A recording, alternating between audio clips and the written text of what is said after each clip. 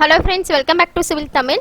இந்த வீடியோல நம்ம என்ன பார்க்க போறோம் அப்படினா BIMsmith அப்படிங்கற வெப்சைட் பத்தி தான் பார்க்க போறோம். சோ இதுல வந்து நம்ம மெட்டீரியல்ஸ் எப்படி டவுன்லோட் பண்றது, அதை எப்படி நம்ம Revit சாஃப்ட்வேர்க்குள்ள கொண்டு போறது அப்படிங்கறத பார்க்க போறோம். வீடியோக்குள்ள போறதுக்கு முன்னாடி சேனல் சப்ஸ்கிரைப் பண்ணாதீங்க, சப்ஸ்கிரைப் பண்ணிக்கோங்க, கூடவே பெல் பட்டன் கிளிக் பண்ணிக்கோங்க.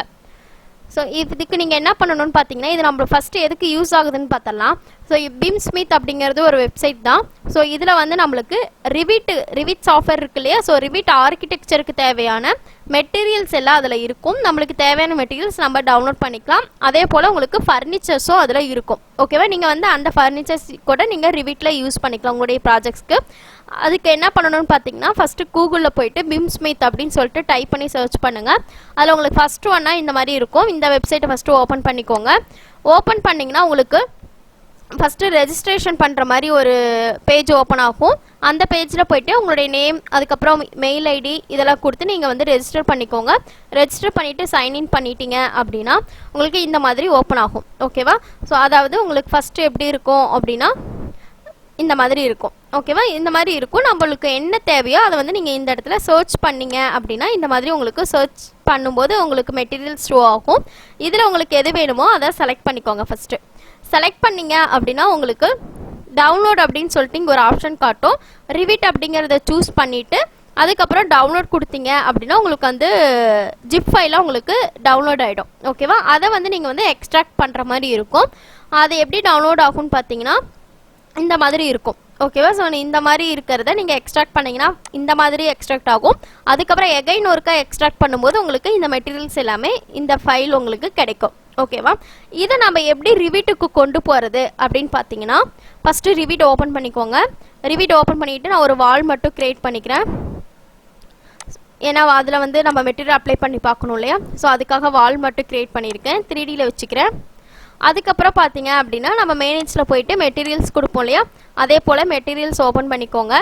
ஓப்பன் பண்ணிவிட்டு உங்களுக்கு டிஃபால்ட்டாக பார்த்தீங்க அப்படின்னா இந்த மாதிரி இருக்கும். லைப்ரரி பேனல் உங்களுக்கு இருக்காது.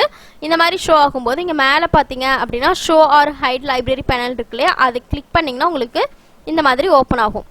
ஓகேவா, இது எதுக்காக நம்ம ஓப்பன் பண்ணி வச்சுக்கிறோம் அப்படின்னா நம்ம இம்போர்ட் பண்ணக்கூடிய அந்த மெட்டீரியல்ஸ் வந்து நம்மளுக்கு ஷோ ஆகணும். அதுக்காக தான் நம்ம இந்த லைப்ரரி பேனல் வந்து ஓப்பன் பண்ணுறோம். அதுக்கப்புறம் பார்த்தீங்கன்னா ஃபர்ஸ்ட் ஆப்ஷனாக இங்கே உங்களுக்கு என்ன இருக்குன்னா ஓப்பன் எக்ஸிஸ்டிங் லைப்ரரி அப்படின்னு சொல்லிட்டு இருக்கும். அதை கிளிக் பண்ணுங்கள். கிளிக் பண்ணிங்கன்னா நீங்கள் எந்த ஃபோல்டரை சேவ் பண்ணியிருக்கீங்களோ அதை ஓப்பன் பண்ணிக்கோங்க. இதில் இந்த ஃபைல் இருக்கு இல்லையா, இதை செலக்ட் பண்ணி ஓப்பன் பண்ணுங்கள். ஓகேங்களா, ஓப்பன் பண்ணிங்க அப்படின்னா உங்களுக்கு இந்த இடத்துல இம்போர்ட் ஆகிடும். ஸோ இம்போர்ட் ஆனக்கப்புறம் பார்த்தீங்க அப்படின்னா நம்ம இங்கே இருக்கக்கூடிய மெட்டீரியல்ஸ் எல்லாத்தையும் நம்மளுக்கு எது எது தேவையோ அதெல்லாம் நம்ம இந்த இடத்துல கொண்டு போய்க்கலாம். ஸோ இம்போர்ட் ஆகிற வரைக்கும் நீங்கள் எதுவும் கிளிக் பண்ணாதீங்க. ஸோ கொஞ்சம் டிலே ஆகும் இம்போர்ட் ஆக. இப்போ இம்போர்ட் ஆயிடுச்சு. ஓகேவா, இந்த மாதிரி உங்களுக்கு அதில் இருக்க பெயிண்ட்ஸ் எல்லாமே ஷோ ஆகுது. இப்போ இதை நம்ம இதில் கொண்டு வரணும் இல்லையா, அதுக்கு என்ன பண்ணுங்கள், நம்ம ஒரு டிஃப்ரெண்ட் கலர் எடுத்துக்கலாம். ஏன்னா அப்போ தான் உங்களுக்கு கரெக்டாக தெரியும். ஸோ இந்த மெட்டீரியல் எடுத்துக்கிறேன். ஸோ இதை செலக்ட் பண்ணி ட்ராக் பண்ணி இந்த இடத்துல விட்டுருங்க. ஓகேவா, ஸோ விட்டுட்டிங்க அப்படின்னா உங்களுக்கு இந்த இடத்துல இந்த மாதிரி ஆட் ஆகிடும்.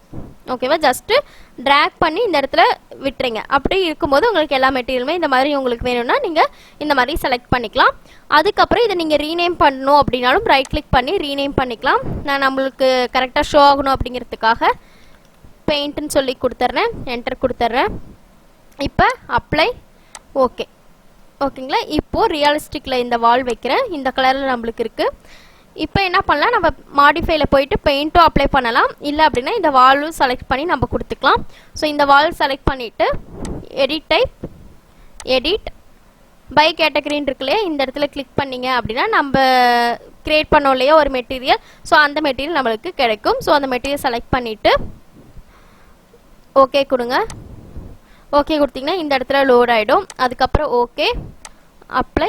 ஓகே, ஸோ இப்போ பார்த்தீங்கன்னா உங்களுக்கு அந்த மெட்டீரியல் இந்த இடத்துல வந்துடும். ஓகேவா, இதுதான் கான்செப்ட். நீங்கள் ஃபஸ்ட்டு நீங்கள் மெட்டீரியல் பண்ணும்போதே உங்களுக்கு என்னென்னலாம் மெட்டீரியல் வேணுமோ அது எல்லாத்தையும் இம்போர்ட் பண்ணிவிடுங்க. ஓகேவா, அதாவது இங்கேருந்து இங்கே ட்ராக் பண்ணிவிடுங்க. அப்போ தான் நம்மளுக்கு அந்த மெட்டீரியல்ஸ் எல்லாமே ஷோ ஆகும். ஓகேவா, ஸோ இந்த வீடியோவில் டவுட் இருந்துச்சுன்னா கமெண்ட்ஸில் கமெண்ட் பண்ணுங்கள், வீடியோ ஷேர் பண்ணுங்கள், லைக் பண்ணுங்கள், சேனல் சப்ஸ்கிரைப் பண்ணிக்கோங்க. தேங்க்யூ.